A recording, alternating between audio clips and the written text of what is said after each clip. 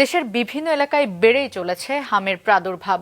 গেল ২৪ ঘন্টায় রাজশাহী ও Faridpur medical college হাসপাতালে চিকিৎসাধীন অবস্থায় মারা গেছে ২ শিশু। জেলা রিপোর্টারদের পাঠানো তথ্য ছবি নিয়ে desk report. Rajshahi medical college হাসপাতালে হামের উপসর্গ নিয়ে চিকিৎসাধীন এক শিশু মারা গেছে।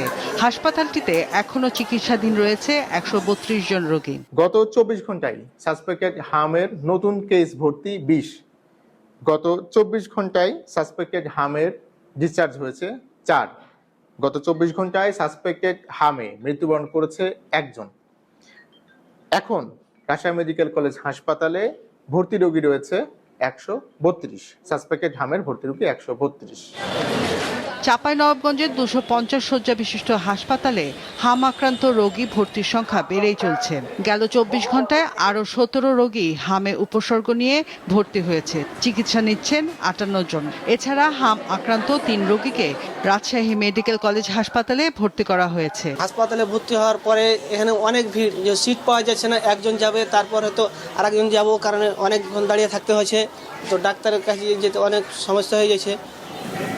ফরিদপুর মেডিকেল কলেজ হাসপাতালে গতকালও হামের উপসর্গ নিয়ে চিকিৎসাধীন অবস্থায় মারা গেছে এক শিশু। বাড়ছে উপসর্গ নিয়ে আসা রোগীর সংখ্যাও।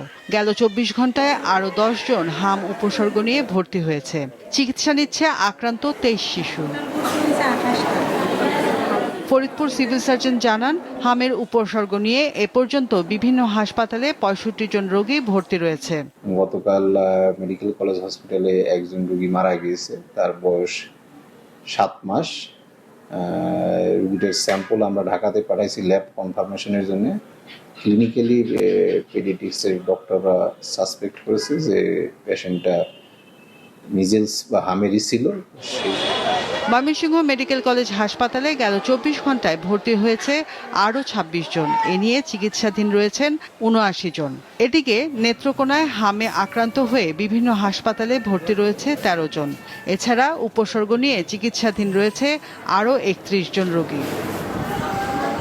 এছাড়া নোয়াখালী, ভোলা, পটুয়াখালী, কুমিল্লা, গাইবান্ধা, দিনাজপুর, যশোর, মাগুরা, লক্ষ্মীপুর, ব্রাহ্মণবাড়িয়া সহ সারা দেশে হামের প্রকোপ বেড়েছে।